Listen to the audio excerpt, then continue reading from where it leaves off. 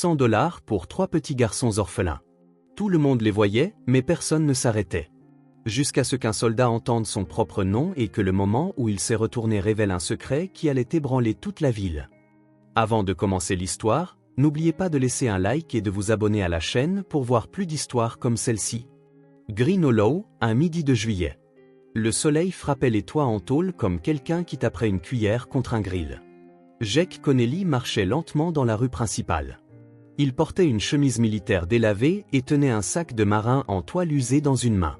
Ses cheveux courts, coupés à la militaire, grisonnaient sur les tempes, le genre de coupe qui reste après 20 ans de service. Il passait devant tout et tout le monde sans voir, sans s'en soucier, jusqu'à ce qu'une petite pancarte attire son œil, 3 frères orphelins, $100. Ils se tenaient ensemble sous l'auvent du magasin du coin, tous les 3 âgés d'environ 6 ou 7 ans. Leurs vêtements étaient usés jusqu'à la corde. L'un avait une petite cicatrice sur la joue, un autre n'arrêtait pas de se mordre la lèvre, et le dernier se tenait parfaitement immobile, sans même cligner des yeux. Personne ne leur prêtait attention. Les adultes passaient, un vieil homme a gloussé en disant, probablement une mise en scène pour TikTok. Jake s'arrêta. Il les regarda fixement pendant un moment, mais sans s'approcher. Il était sur le point de se détourner quand une voix l'appela, douce comme le vent frôlant son oreille, « Jake ». Il se figea, les épaules contractées. Ses bottes laissèrent de profondes empreintes dans la terre sèche. Il se retourna lentement.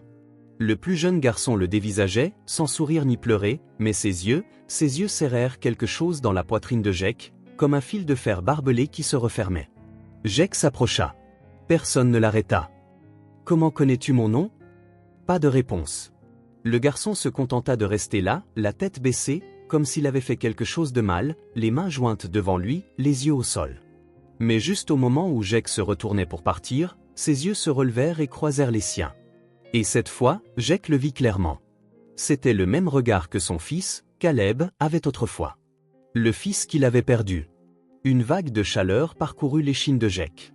Confusion, effroi, quelque chose d'innommable. Quelqu'un à proximité rit. « Tu penses les acheter ou quoi ?» Jake ne dit rien. Il sortit son portefeuille, compta les billets. $100, ni plus, ni moins. Il les posa sur le comptoir en bois à côté de lui. Je les prends. Ils viennent avec moi. Personne ne s'y opposa. Personne n'aida non plus. Le propriétaire du magasin haussa simplement les épaules, comme si de rien n'était. Jake s'agenouilla. L'aîné, Beck, s'avança, protégeant les 2 autres. Jake parla doucement, « Je ne suis pas là pour vous faire du mal. Je ne peux simplement pas vous laisser rester ici plus longtemps. » Les 3 enfants ne dirent rien.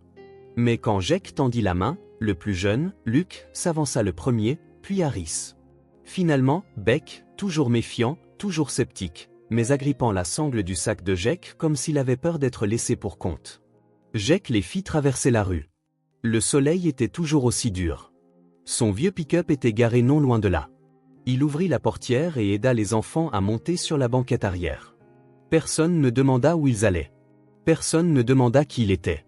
Alors qu'ils montaient à la place du conducteur, Beck murmura, « Nous n'avons nulle part où aller. » Jake serra plus fort le volant. Une douleur sourde se propagea dans sa poitrine, une sensation à la fois étrangère et familière, comme le moment où il avait tenu les cendres de son fils pour la première fois et s'était trouvé incapable de pleurer. Le moteur gronda et le camion quitta la ville. Derrière eux, la pancarte était toujours là, sous l'auvent du magasin. 3 frères orphelins, $100, inclinés, usés par le temps. Personne ne savait ce que Jake pensait, pas même Jake lui-même. Tout ce qu'il savait, c'est que pour la première fois depuis toutes ces années, quelque chose le ramenait sur Terre, le ramenait avec un nom qu'il n'avait pas entendu depuis cette longues années. Jake. Son nom. Pas le nom d'un soldat, pas le nom d'un fantôme sur une liste de victimes, mais le nom d'un père qui avait tout perdu et que maintenant, dans la chaleur sèche de l'été du Sud, quelqu'un avait appelé à nouveau. Jake arrêta le camion au bord d'une route forestière. L'air était étrangement calme. Il se retourna et regarda derrière lui. Les 3 enfants s'étaient assoupis sur la banquette arrière. Soudain, Beck s'agita, ouvrit les yeux et demanda « Votre vrai nom est Jake ?» Jake hocha la tête. Le garçon regarda par la fenêtre et murmura « Alors, vous êtes vraiment lui, n'est-ce pas ?» Le vieux camion de Jake s'engagea sur le chemin de terre qui montait à flanc de colline. Les pneus crissaient sur un lit de feuilles en décomposition, laissant de longues traces derrière eux. Dans la brume mouvante, un chalet en bois se dessina doucement contre le ciel gris pâle. Pas de voix, pas de lampadaire, juste le vent frôlant le toit en tôle et l'odeur persistante de bois humide et vieilli. Autrefois, cet endroit résonnait des rires d'enfants. Et puis, plus rien. Jake coupa le moteur et sortit. Les 3 enfants restaient silencieux sur la banquette arrière. Aucun d'eux ne demanda où ils étaient. Aucun ne sembla surpris. Ils se contentaient d'observer. Il ouvrit la portière, puis le vieux portail en bois, ses gonds gémissant avec l'âge.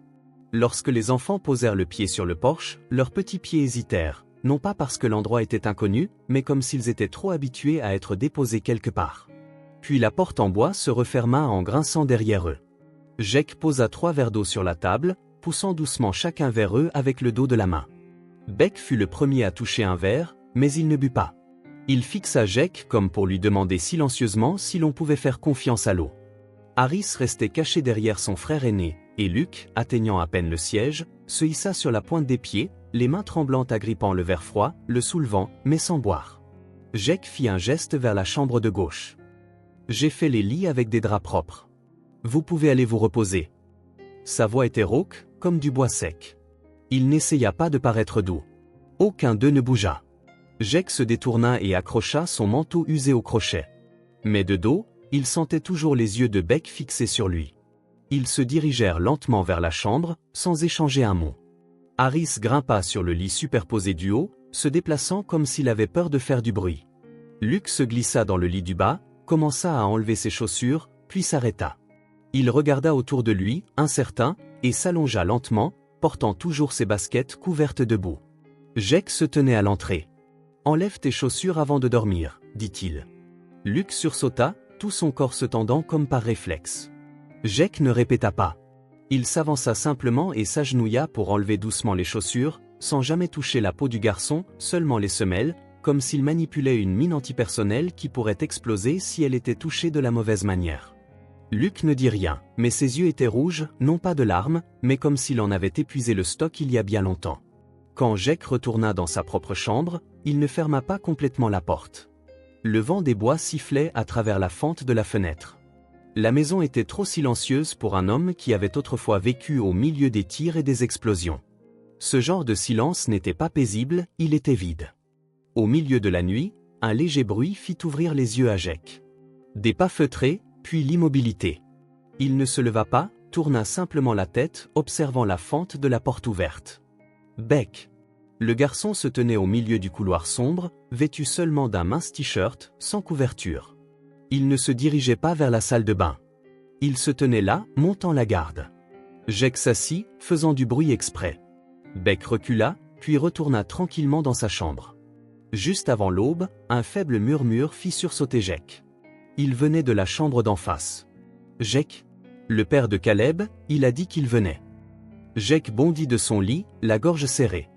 Il se tint sur le seuil de la chambre des enfants, mais n'entra pas.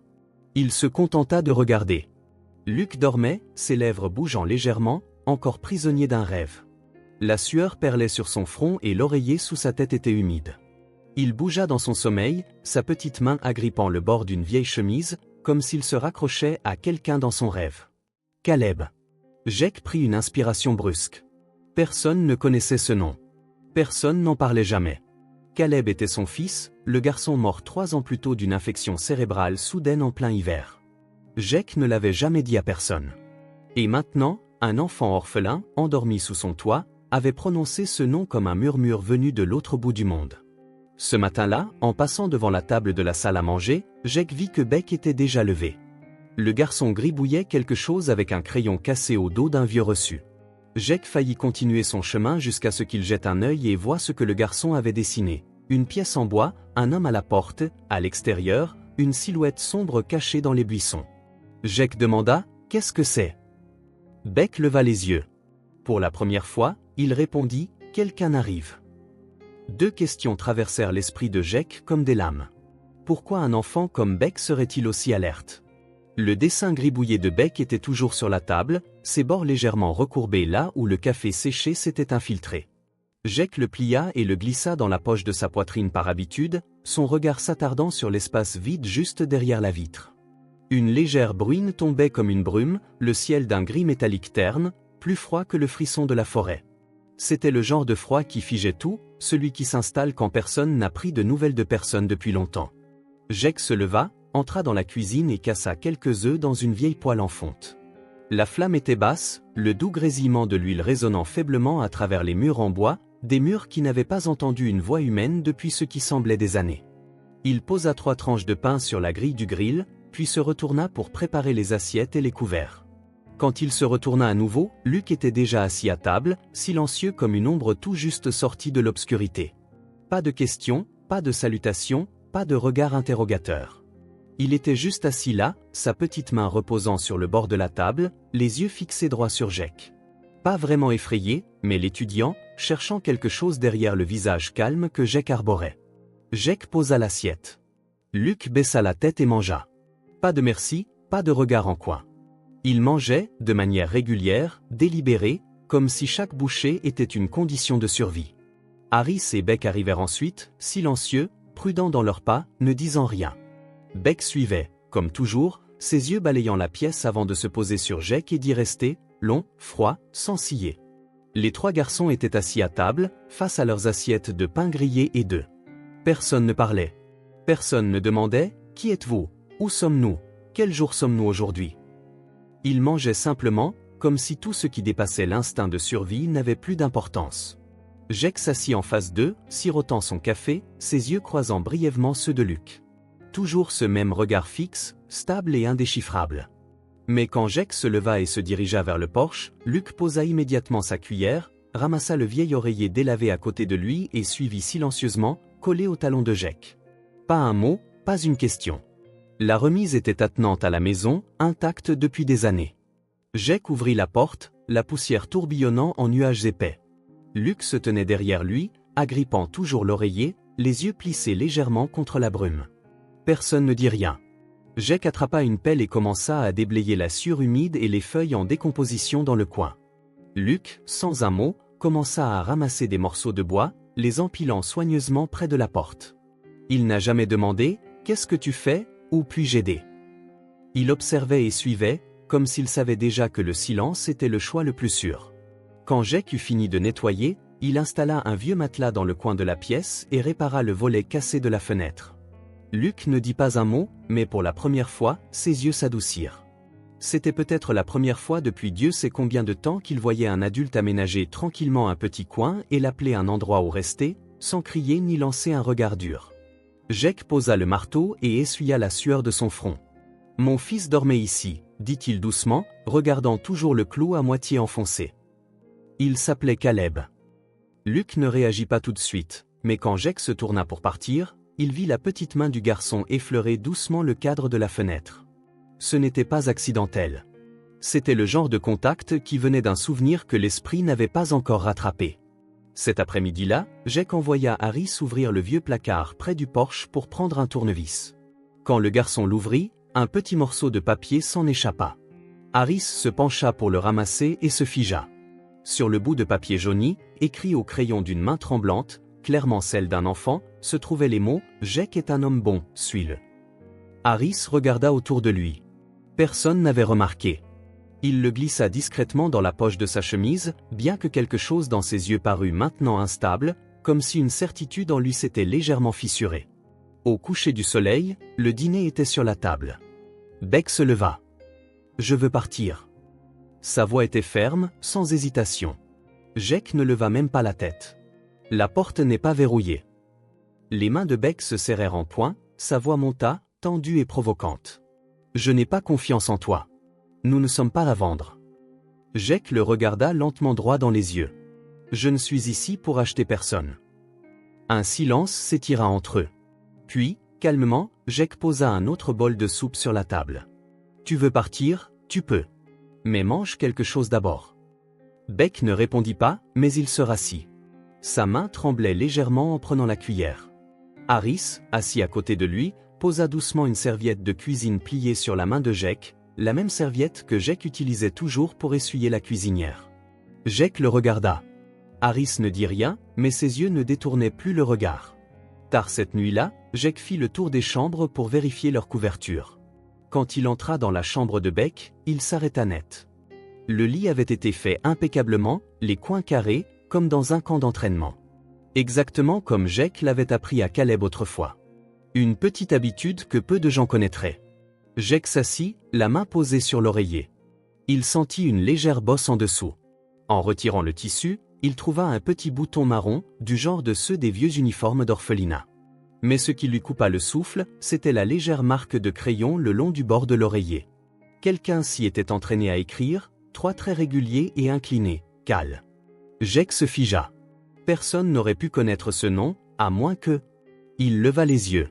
Dehors, par la petite fenêtre, la pluie brumeuse avait commencé à tomber plus fort, et au loin, près de la lisière des bois, éclairée seulement par la faible lumière du porche, une silhouette se tenait immobile. Pas de parapluie, pas de mouvement. Jake cligna des yeux. Seule la pluie restait. Si personne ne leur avait parlé de Caleb, alors qu'il leur avait appris à plier la couverture de cette façon, et les jours qui suivirent ressemblèrent moins à la réalité qu'à un rêve que Jake n'avait jamais osé faire. Pourriez-vous deviner le lien entre Caleb et ces 3 garçons? Le claquement régulier d'un maillet en bois résonnait derrière la remise. Jake réparait un cadre de fenêtre pourri, et Luke restait près de lui comme une ombre. La brise matinale balayait la lisière des bois, apportant l'odeur de la terre humide et de la brume froide. À l'intérieur de la maison, Harris essuyait la table de la salle à manger. Beck était déjà sorti plus tôt, assis seul sous un pin, sa cape drapée sur la tête, aussi immobile qu'une statue. Juste au moment où Jake enfonçait le dernier clou, on frappa à la porte. Pas pressé, pas frénétique. 3 coups solides, délibérés, comme quelqu'un qui connaît les vieilles portes. Il se redressa, s'essuya les mains sur son pantalon et fit signe à Luke de ne pas bouger. Il ouvrit la porte. Clara Reeves se tenait là, petite dans un épais manteau beige, tenant un sac en tissu dans une main. Ses cheveux grisonnants étaient soigneusement épinglés, son visage marqué par l'âge, mais ses yeux étaient vifs, du genre à avoir beaucoup vu, beaucoup enduré, mais qui regardaient toujours les autres droit dans les yeux sans ciller. « Jake Turner », dit-elle, comme pour confirmer un souvenir. « J'ai entendu dire à la clinique, quelqu'un a dit que vous aviez ramené des enfants. » Jake hocha la tête. « C'est exact. » Clara expira, un peu plus longuement que d'habitude. « Savez-vous ce que vous venez de faire ? Avec le dossier médical de votre femme toujours ouvert, avec tout ce qui s'est passé ici, nous n'avons rien fait de mal. » Pas mal ne veut pas dire légal. Sa voix n'était pas dure, juste ferme. Quelqu'un a déjà passé un appel. Les services de protection de l'enfance arrivent. De l'intérieur, des pas feutrés s'approchèrent. Luke sortit, se tenant tranquillement près de l'embrasure. Ses yeux tombèrent sur le sac en tissu dans la main de Clara. Clara baissa les yeux, puis les releva, et pendant un instant, son regard croisa celui de Luke. Le garçon tenait quelque chose de petit dans sa main, un morceau de papier déchiré. Clara le prit. Le papier était froissé, les bords effilochés. Dessus, ces mots, « Jake est en sécurité », écrits au crayon, d'une écriture inclinée et hâtive, mais claire. Le genre d'écriture que Clara reconnut instantanément. Elle serra plus fort le papier. « Qui a écrit ça ?» Jake resta silencieux. Luke ne répondit pas non plus, mais dans le regard fixe du garçon, il y avait quelque chose qui poussa Clara à laisser sa main où elle était. « Caleb écrivait comme ça », dit-elle, sa voix rauque comme si elle s'était détachée d'un coin poussiéreux de sa mémoire. « Je l'ai vu avant sa mort. Il collait des petits mots partout dans sa chambre. Des pense-bêtes, le nom de son père, des bêtises que les enfants écrivent. Mais il y avait toujours cette inclinaison, cette écriture exacte. » Jake se tourna vers Luke. Le garçon ne sia pas, ne hocha pas la tête, ne nia pas. Clara regarda de nouveau Jake. « Je ne crois pas aux coïncidences, Jake. Et si votre fils a un jour rencontré cet enfant, alors c'est plus profond que je ne le pensais. » Jake serra le poing. « Je ne demande pas la pitié. »« Je ne pense pas que vous ayez besoin de pitié, » répondit doucement Clara, son ton s'adoucissant. « Mais vous avez besoin de la loi. Parce que ces garçons n'ont pas seulement été abandonnés. Il y a une réelle chance qu'ils soient surveillés. » Jake fronça les sourcils. « Surveillés ? Ils sont marqués quand ils entrent dans le système. » Clara entra complètement, sans y être invitée. Elle posa son sac sur la table et en sortit un épais dossier. « Je travaillais de nuit au refuge d'Albany. Certains enfants étaient transférés sans être déclarés. Pas de dossier, juste partis. Je crois que ces 3-là pourraient venir de ce même groupe. » Jake la regarda vraiment, et pour la première fois, il sentit le poids de sa propre respiration.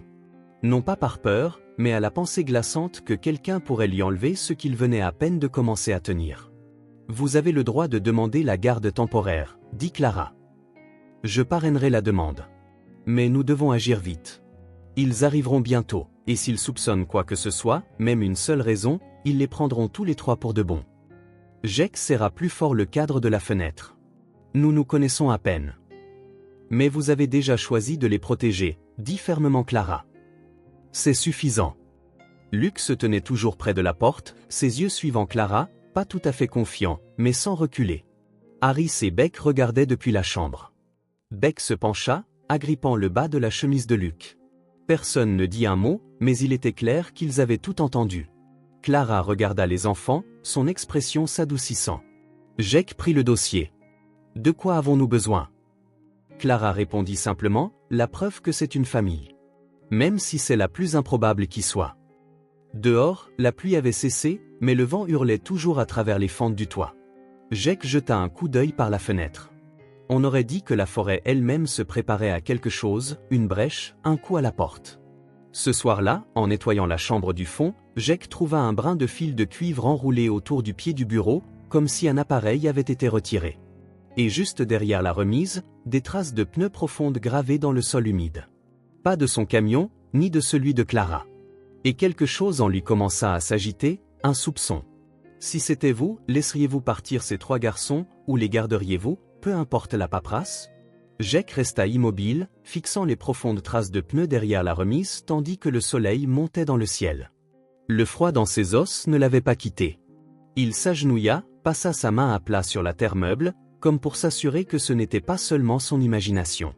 Puis il se releva, rentra dans la maison et remonta doucement les vestes sur les épaules des trois enfants. La matinée fut étrangement silencieuse jusqu'à ce que le bruit d'un moteur la brise. Un vieux pick-up s'arrêta en crissant des pneus devant le porche.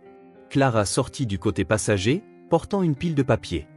L'homme qui l'accompagnait portait une chemise blanche et un badge en plastique. Paul Vance, superviseur de district adjoint.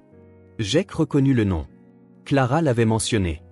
Il était en charge du système d'accueil temporaire et supervisait actuellement la réaffectation des mineurs non accompagnés dans la région de la Montagne du Nord.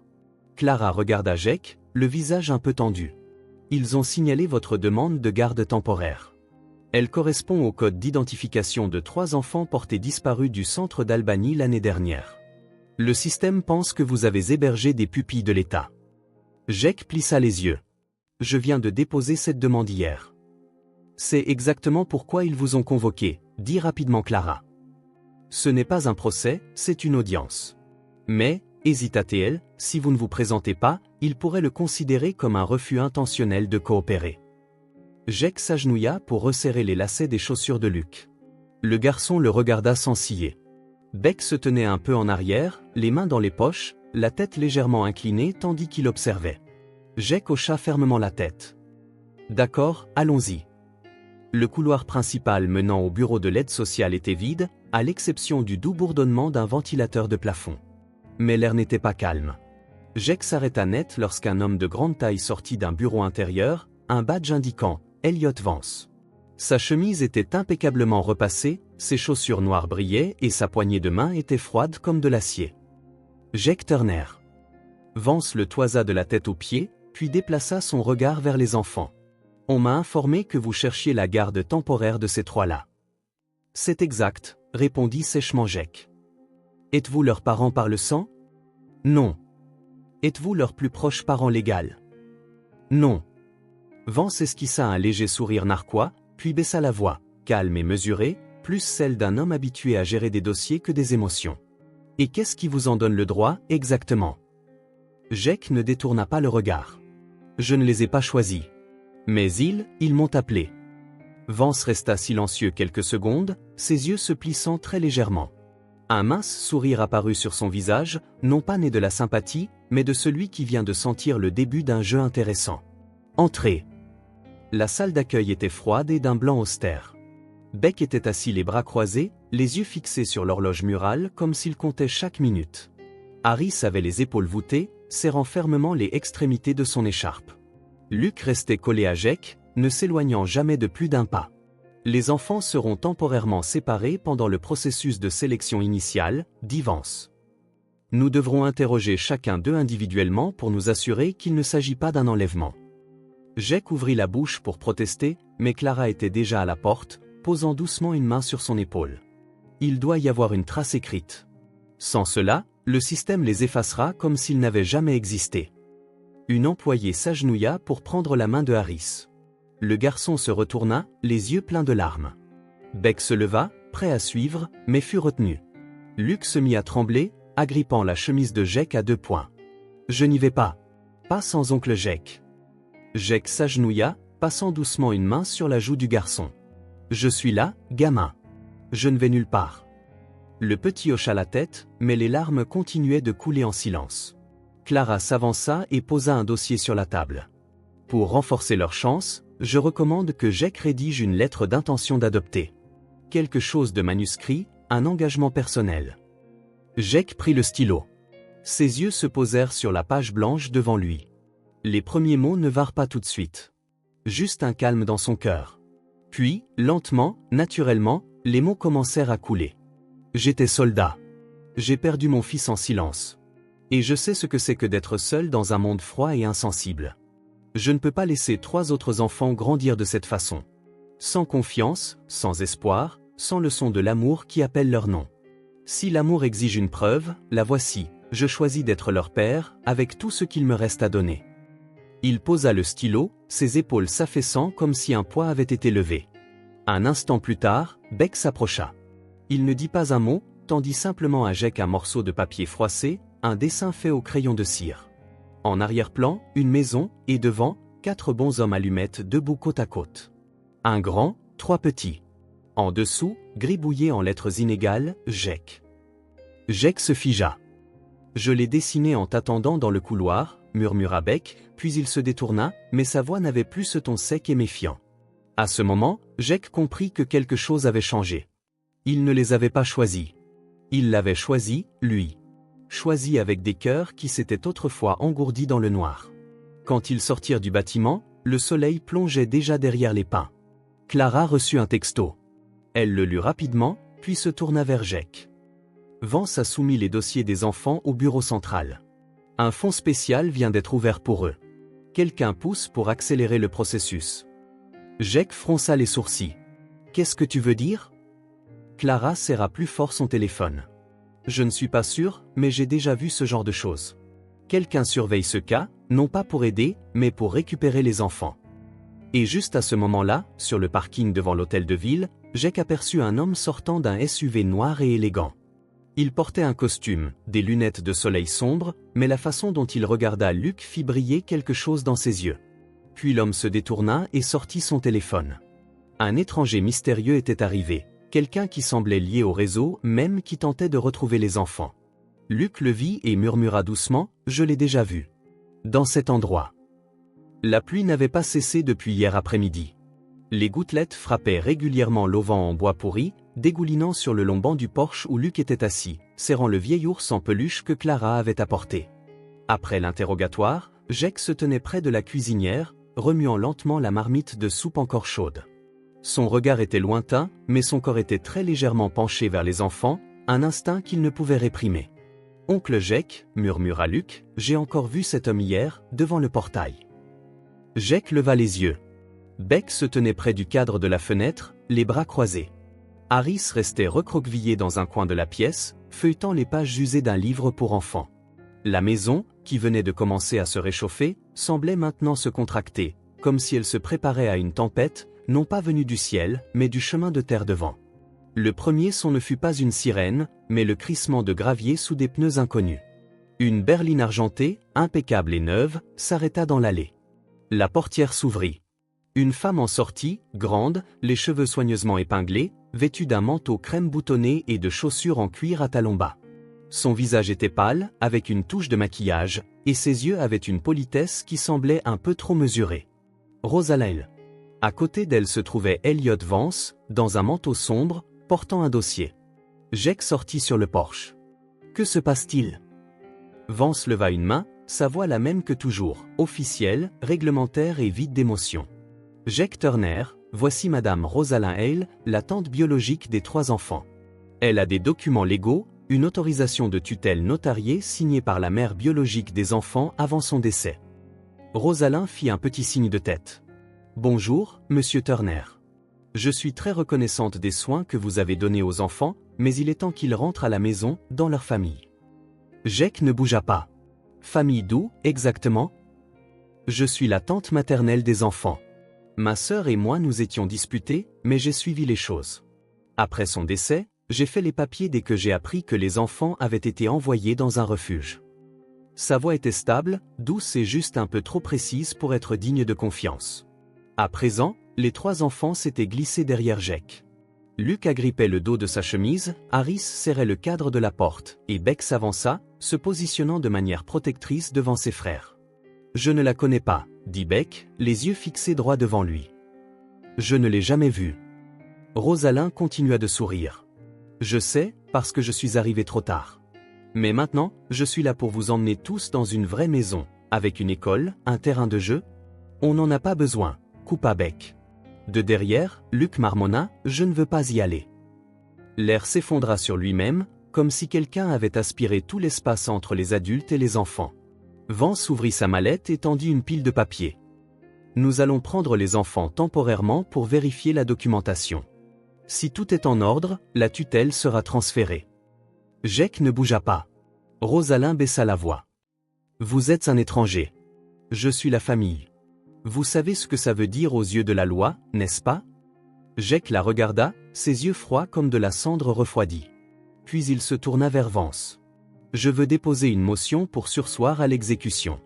48 heures de plus. » Vance haussa un sourcil. « Pour quel motif? » Jake s'avança complètement dans la cour, plaçant tout son corps entre les enfants et les agents. « Parce que je n'ai pas de papier, mais j'ai 3 enfants qui n'ont pas pleuré quand ils ont été abandonnés, seulement quand ils ont cru qu'on les renvoyait. » Vance ne dit rien. Clara venait d'arriver derrière le véhicule. Elle s'avança et tendit un document. « Il y a quelque chose dans le dossier notarié de mademoiselle Rosalind que vous voudrez peut-être voir. » La posture de Rosalind se raidit.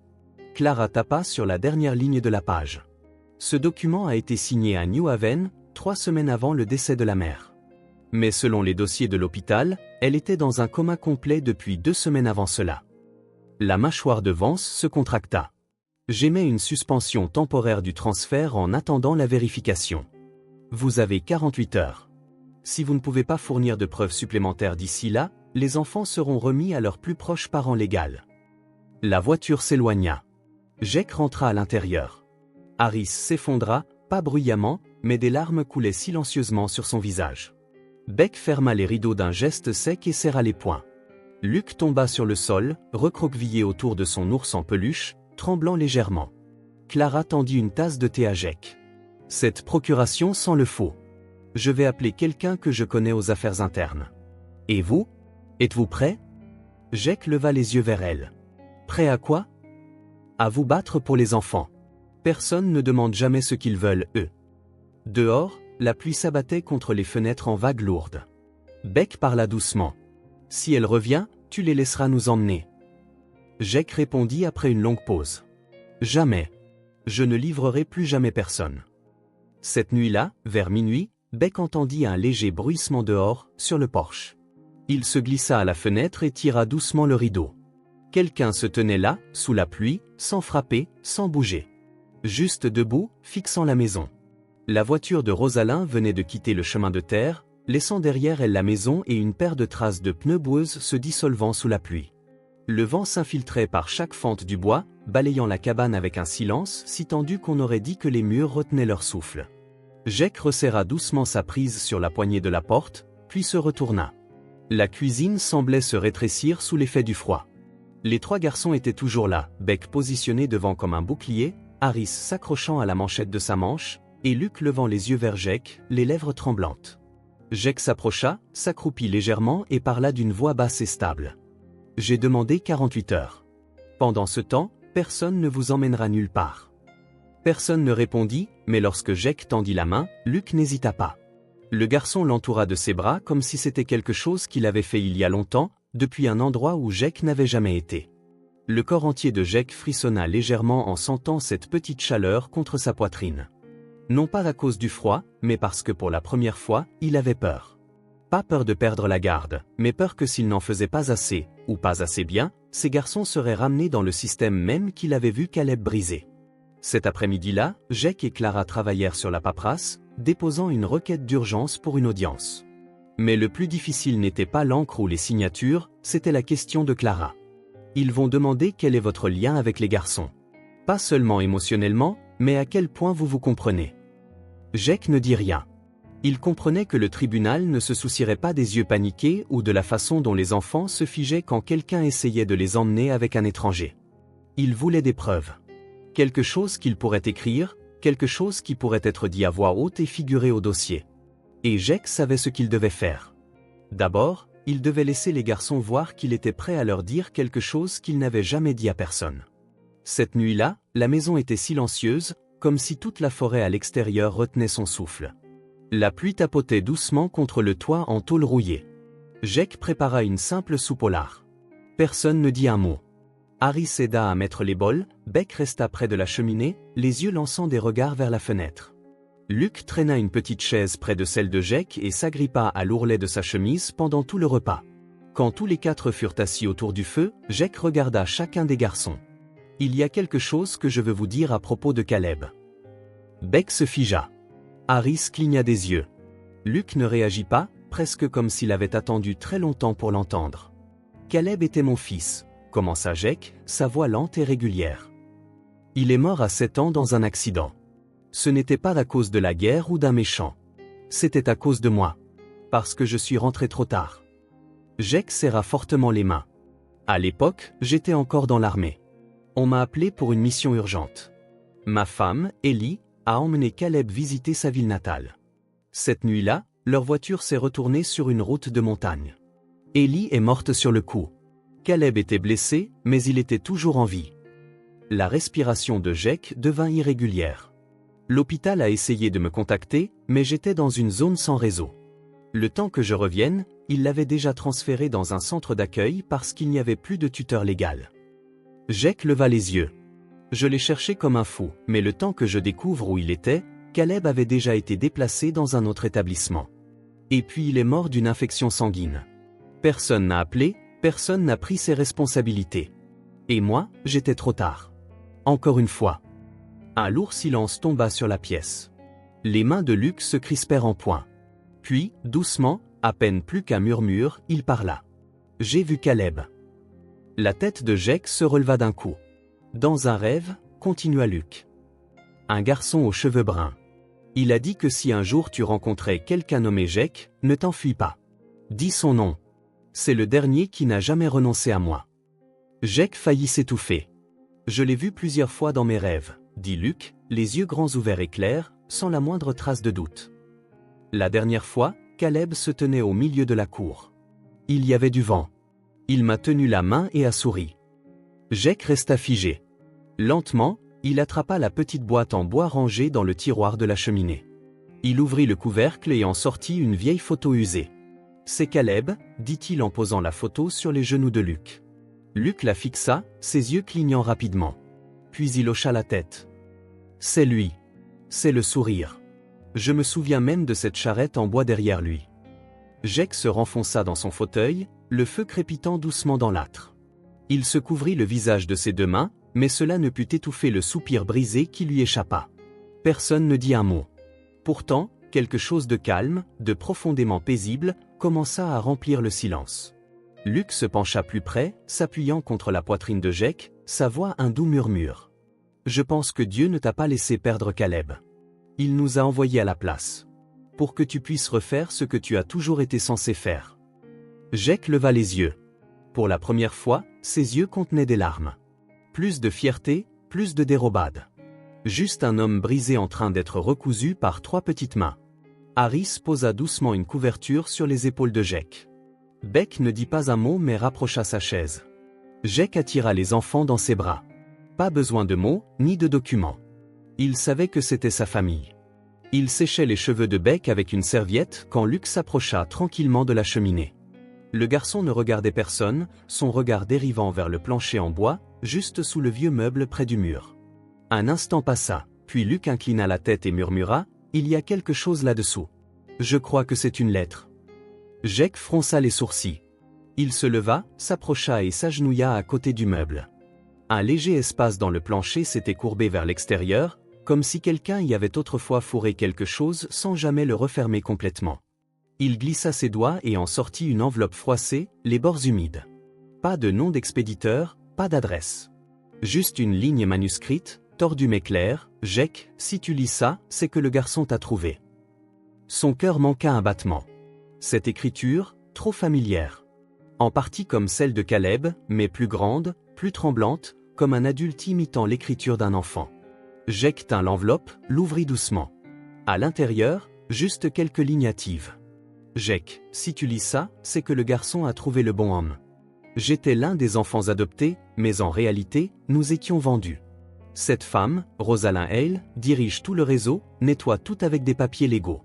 Je me suis échappé, mais je n'ai pas pu garder les enfants. Luc ne se souvient pas de moi, ce n'est pas grave. Mais je me souviens de ses yeux. Ils sont comme ceux de ton Caleb. Ne fais confiance à aucun ordre portant son nom.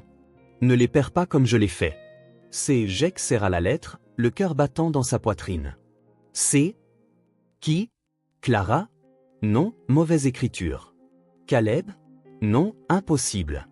Ou quelqu'un qui avait connu Caleb et qui, d'une manière ou d'une autre, le connaissait aussi. » Une rafale de vent frappa la fenêtre, faisant bruire le rideau. Beck, près du rebord, murmura soudain, « Oncle Jake, quelqu'un était juste dehors. Je les ai vus se retourner et s'éloigner. » Jake se précipita vers la porte, mais dehors, rien. Seulement la bruine régulière de la pluie et de la boue fraîche sur les marches. Personne en vue. Sous la lumière du porche, il s'accroupit et cette fois, il la vit clairement, une seule nouvelle empreinte, plus grande que celle d'un enfant, pressée de manière inégale dans la terre humide. Et à l'intérieur, à côté du meuble, une seule goutte d'eau de pluie brillait encore sur le plancher en bois. Qui que ce soit, il avait été à l'intérieur de la maison. Et il ne l'avait pas su. Jake retourna à l'intérieur, fermant la porte à clé avec soin. Les trois enfants étaient assis l'un près de l'autre, silencieux. Il ne montra aucune peur, mais dans ses yeux, une tempête faisait rage. La lettre ne nommait pas l'expéditeur, mais elle en disait assez. Ce jeu ne venait pas de commencer. Il avait commencé bien avant qu'il n'entre en scène. Et maintenant, il se tenait exactement là où quelqu'un d'autre s'était tenu. Peut-être quelqu'un qui avait tout perdu. Peut-être quelqu'un qui perdait encore, jour après jour. Mais sans aucun doute, quelqu'un qui l'observait, lui et les enfants, depuis bien plus longtemps qu'il ne l'avait jamais imaginé. Jake était assis seul dans la cuisine sombre, les lumières éteintes. Devant lui se trouvait la lettre qu'il venait de trouver sous le plancher, une lettre qui brisait complètement tout ce qu'il avait jamais cru sur la coïncidence. La nuit était profonde, le vent hurlait dans les interstices du toit comme un avertissement. Quelque chose approchait, non pas des ombres, mais de la loi, avec de vrais sceaux et des gens qui semblaient tout à fait légitimes. Clara arriva à l'aube. Son visage était sévère, ses bras serrant une épaisse pile de documents en désordre, comme si elle n'avait pas eu le temps de les mettre dans un dossier. Jake ouvrit la porte et au lieu d'une salutation, elle alla droit au but. « Voulez-vous la vérité, Jake?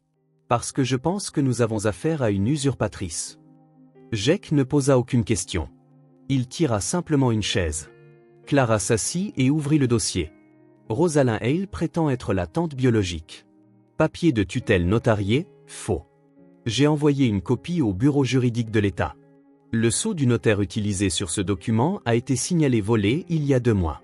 Et la femme qui l'aurait signé, Arlene Dawson, a pris sa retraite il y a 3 ans. Jake se figea.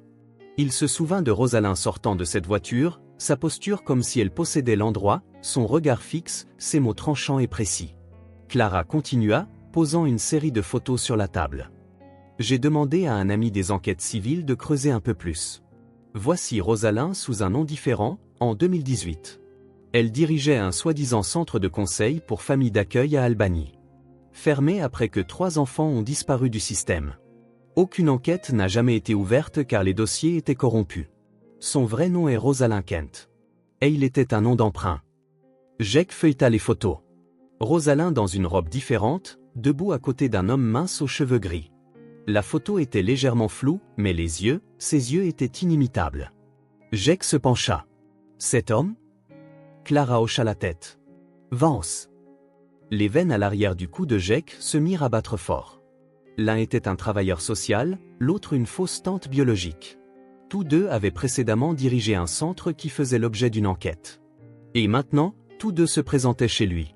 Ce n'était pas une coïncidence. « Tu penses que les enfants sont passés par cet endroit ?» demanda Jake, la voix tendue d'émotion. « Je le crois, » dit Clara, les yeux cernés par une nuit blanche. « J'ai vu des systèmes d'accueil brisés, mais celui-ci est organisé. J'ai trouvé un vieux rapport enfoui dans une archive de données de 2020. 3 enfants disparus, même profil génétique, même date de naissance. Et le nom de l'agent de transfert de cas, Vacant. » Le souffle de Jake se coupa. Donc elle n'a pas seulement falsifié des documents, elle coordonnait toute l'opération. « Ce n'est pas tout, » répondit Clara, sa voix ralentissant comme une détente froide que l'on presse.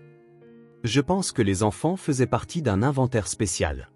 Il y a une unité d'intermédiaires, des acheteurs alignés à l'avance, et tout fonctionne sous un nom interne, le programme de parrainage.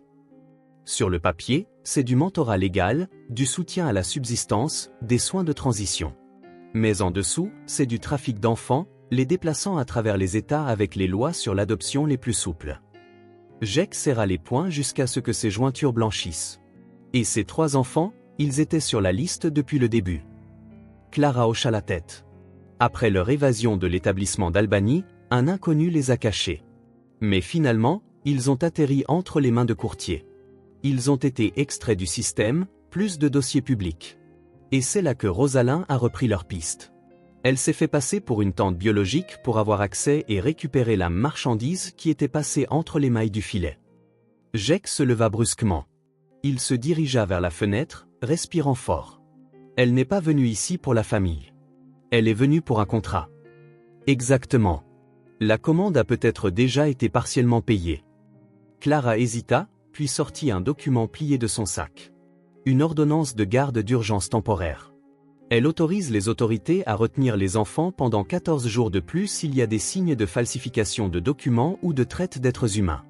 Mais nous avons besoin d'un témoin, dit-elle en regardant Jake droit dans les yeux. Pas moi, pas vous. Un des enfants. Jake se retourna, les yeux rouges. Il n'avait pas besoin de demander lequel parlerait. La vraie question était de savoir lequel d'entre eux avait encore le courage de se souvenir de quelque chose qu'aucun enfant ne devrait jamais avoir apporté toute sa vie. Clara continua, la voix brisée. Si nous n'avons pas le témoignage des enfants, le tribunal ne traitera cela que comme un simple litige de garde. Mais si ne serait-ce qu'un seul d'entre eux peut donner des noms, des lieux, ce qu'il a entendu, alors tout change. Tout. Jake hocha légèrement la tête mais ne dit rien. Il savait que ce soir était le seul temps qui lui restait pour garder les enfants avec lui. Après ça, viendrait la tempête, audience légale, dossier, et les gens qui détenaient vraiment le pouvoir. Et au cœur de cette tempête se trouvaient 3 enfants qui venaient à peine d'apprendre ce que c'était qu'un repas chaud. Ce soir-là, le feu crépitait dans l'âtre, mais la pièce semblait inhabituellement froide. Clara copiait des documents, ses yeux tendus et fixés sur chaque feuille de papier. Jake était assis en silence, se frottant le front. Il était prêt pour le combat, mais n'était pas sûr de devoir y entraîner les enfants. Dans le couloir, 3 paires de pieds nus s'approchèrent doucement de l'escalier. Luke se tenait devant, Harris à côté de lui, et Beck, bien que visiblement tremblant, ne se retourna jamais. La porte du bureau était entr'ouverte, juste assez pour que les voix à l'intérieur parviennent clairement.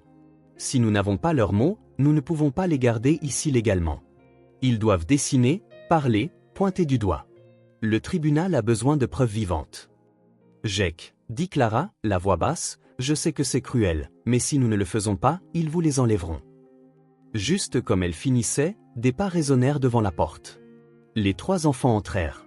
Luke parla le premier, hésitant mais ferme. Je parlerai. Si ça veut dire qu'on peut rester. Beck suivit, les yeux rivés sur ceux de Jake. Je ne veux plus fuir. Harry hocha seulement la tête. Il ne parla pas, mais Jake comprit. Il savait tout. Jake bondit de sa chaise. Non. Vous n'avez pas à ? Si, l'interrompit Luke. Je me souviens de la porte verte. Je me souviens de la femme. Je me souviens de la cage en fer. Et je ne veux pas que quelqu'un d'autre finisse enfermé là-dedans comme nous. Clara se tut. Jake regarda leur visage. Ce n'étaient plus les mêmes enfants tremblants qu'il avait trouvés au bord de la route. Ils avaient choisi. Ils savaient qui ils étaient. Le lendemain matin, Jake étala des feuilles de papier blanche sur le sol de la cuisine. Personne ne dit un mot, personne ne demanda pourquoi. Mais l'après-midi, quand Beck eut terminé le dernier trait, le dessin se révéla, laissant Clara sans voix. Une vieille maison usée par le temps avec une porte verte. 3 enfants à l'intérieur d'une cage en métal. Une femme blonde debout à l'extérieur, tenant un épais dossier, un sourire sinistre sur le visage. Sans avoir besoin de beaucoup de détails, Jake fixa l'image, la gorge serrée. Ils se souviennent, hocha la tête Clara. Et maintenant, nous avons une preuve vivante. La nuit tomba. Le vent hurlait sur le toit tandis que Clara montait dans sa voiture pour rentrer chez elle. Jake entendit un léger bruit sur le porche. Il alluma la lumière et sortit.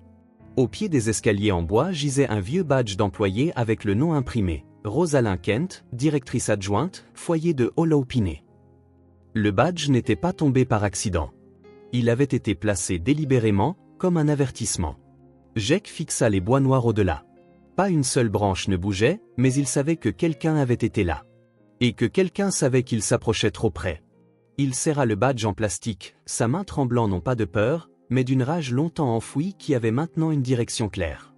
À voix basse, pour que personne ne l'entende, il murmura « Très bien.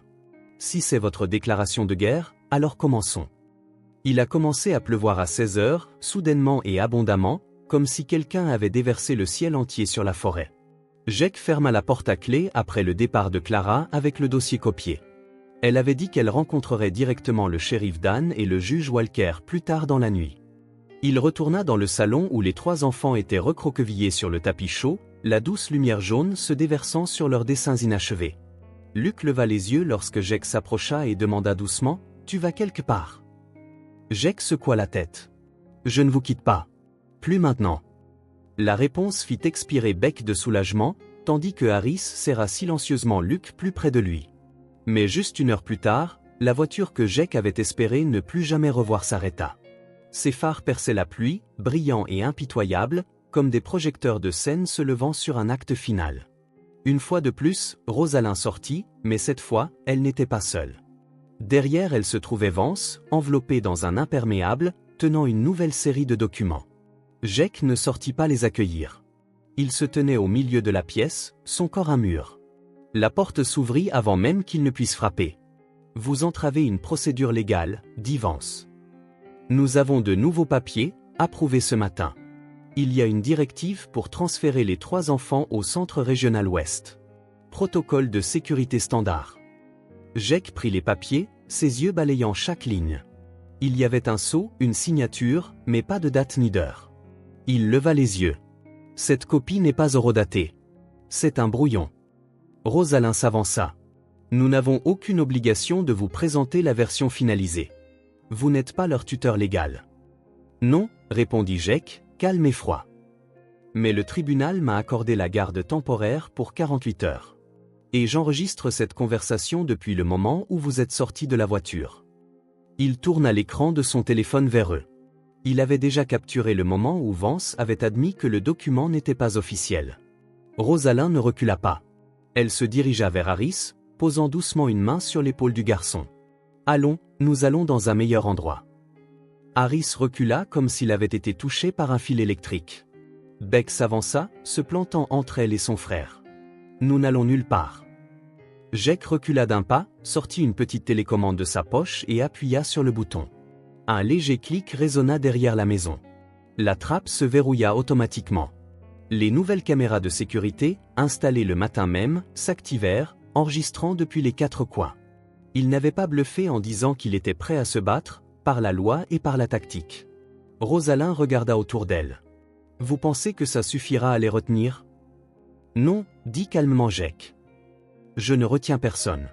J'empêche juste une kidnappeuse de passer à l'acte avant que le mandat n'entre en vigueur. » À ce moment précis, Clara revint. Derrière elle marchait le shérif Dan, le visage sombre et déterminé. Il plongea la main dans la poche de son manteau, sortit son téléphone et le brandit. « Rosalind Kent, vous êtes en état d'arrestation pour suspicion de falsification de documents officiels, abus d'autorité parentale et participation potentielle à un réseau de déplacement d'enfants inter-États non autorisés. Vous allez devoir venir avec nous. » Rosalind pâlit, mais seulement une seconde.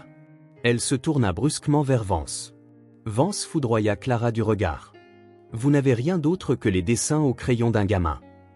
Nous avons les dessins, nous avons les lettres manuscrites, nous avons des dossiers effacés que notre équipe informatique est en train de récupérer. Et nous avons une vidéo de vous proférant des menaces illégales de retrait forcé, dit platement Clara, sans ciller. C'est plus que suffisant pour vous retenir jusqu'à l'audience du tribunal fédéral. Les officiers s'avancèrent et les menottèrent. Harris tendit la main et prit celle de Jake pour la première fois, et sans hésitation. Cette nuit-là, la maison était enveloppée d'un silence inhabituel. Plus de coups à des heures indues, plus de phares fendant les bois. Clara était assise dans la cuisine, préparant du thé, tandis que Jake sortait sur le porche et levait la tête vers le ciel. La pluie avait cessé. Seul l'air pur et frais qui suit une tempête demeurait. Luke sortit en courant, un morceau de papier à la main. « Oncle Jake, regarde. » Jake se pencha. C'était un dessin. 4 silhouettes se tenaient côte à côte. L'une était grande, barbue, les bras autour de 3 enfants. En haut, écrit d'une écriture désordonnée mais claire, la famille de Jake. Jake sourit, mais c'était un sourire brouillé par les larmes. Caché derrière le dessin, une petite note pliée tomba. Il l'ouvrit. L'écriture était familière, identique à celle de la lettre trouvée sous le plancher. Mais cette fois, il y avait un nom. « Je m'appelle Cameron. Merci d'avoir aidé les enfants. J'ai été une victime comme eux, mais je n'ai jamais eu le courage de parler. Alors j'aiderai discrètement, depuis les ombres. Merci pour votre bravoure. Et merci de leur avoir donné la paix. Merci d'être arrivé juste à temps. » Jake plia la lettre et la serra fort dans sa main. Il n'avait pas besoin d'en savoir plus. Parce que cette fois, il n'était pas arrivé trop tard. Ce matin-là, le monde était étrangement calme. Plus de pas inconnus crissant sur le chemin de terre, plus de crissements de freins au milieu de la nuit. Juste le doux gazouillis des oiseaux près du porche en bois et l'odeur des muffins frais de Clara qui attendaient sur la table. Jake se tenait près de la fenêtre, une tasse de café froid à la main. Il ne le buvait pas, regardait simplement la cour où les 3 garçons dessinaient dans la terre humide. Chaque croquis montrait le même homme dans un vieux manteau, debout au centre. Une semaine s'était écoulée depuis cette dernière nuit. Rosalind Hale était maintenant en détention fédérale, en attente de son procès pour 4 chefs d'accusation, falsification de documents publics, complot de trafic d'enfants, coercition et fraude à l'aide sociale. Elle ne dit rien lors de l'audience préliminaire, resta simplement assise, la tête baissée, les mains tremblantes. Le maintien poli avait disparu, le parfum cher aussi. Il ne restait qu'une femme qui avait masqué une cupidité sans fin derrière un voile de charité. Vance, autrefois drapé du manteau du service social, avait également été arrêté après une analyse forensique des dossiers d'enfants disparus qu'il avait approuvés. Il demanda le statut de témoin protégé en échange de la clémence, mais le juge rejeta cela sans la moindre hésitation. Clara l'a le mieux dit en rentrant à la maison, certaines choses, au moment où vous signez votre nom dessus, vous avez déjà écrit votre propre sentence. Dans cette petite ville, un soi-disant centre de protection de l'enfance a été fermé pour de bon. Le shérif Dan a étendu l'enquête à 3 États, et pour la première fois depuis des années, la première page du journal local portait un titre qui s'étalait en haut en lettres grasses, « Un père et 3 garçons ont fait plier tout un système ». Cet après-midi-là, Jake était assis dans la salle d'audience avec Clara et les 3 garçons. La salle était modeste, bois usé, sièges en tissu effilochés sur les bords, mais l'air à l'intérieur était lourd comme du fer. Le juge Walker regarda depuis son estrade. Il hocha légèrement la tête. J'ai examiné chaque rapport, lu chaque dossier d'enfant et écouté les témoignages des accusés et du tuteur temporaire. Il fit une pause, son regard se posant sur Jake. « Monsieur Turner, y a-t-il quelque chose que vous voudriez dire avant que je ne rende ma décision ?» Jake se leva. « Pas de notes, pas de discours préparé. Mon fils, Caleb, est décédé avant que je n'ai pu lui montrer comment faire des ricochets sur un ruisseau. Mais ces 3 garçons, bien que je ne les ai pas mis au monde, m'ont montré comment tenir une main que j'avais l'habitude de laisser glisser. » Il se tourna pour regarder Luke, Beck et Harris, puis Clara. « Ils ne m'ont pas choisi, et je ne sais pas si je suis digne d'eux. Mais pour la première fois de ma vie, je ne suis pas parti quand un enfant avait besoin d'aide. » Le juge hocha la tête. Il signa son nom, et le bruit sec du sceau résonna dans la pièce, non pas comme une sentence, mais comme une déclaration. Garde permanente accordée. Famille légale établie. Luke leva les yeux. Beck serra les mains, les épaules tendues. Harris se tourna vers Clara et murmura, « On n'a plus à aller ailleurs maintenant, n'est-ce pas ?» Elle l'enveloppa de ses bras. Non, mon cœur. Vous êtes à la maison maintenant. Ce printemps-là, la vieille maison en bois fut reconstruite par les propres mains de Jake, aidée maladroitement mais avec enthousiasme par 3 petits garçons. Beck apportait toujours le mauvais marteau, Harris coupait le bois trop court, et Luke se tenait juste à l'écart, peignant des pancartes avec des aquarelles. Mais pour Jake, chaque clou enfoncé dans le bois, chaque tache de peinture sur le cadre de la fenêtre, était la preuve que quelque chose commençait à prendre racine, non seulement dans la maison, mais en lui-même. Clara passait encore chaque semaine. Elle n'était plus une assistante sociale, elle était maintenant tante Clara, celle qui apportait toujours des gaufres chaudes, et de temps en temps, une nouvelle boîte de crayons de cire, bien qu'elle insistât sur le fait qu'elle passait juste par hasard dans le quartier. Le shérif Dan accrocha une photo de Jake et des garçons sur le mur de son bureau.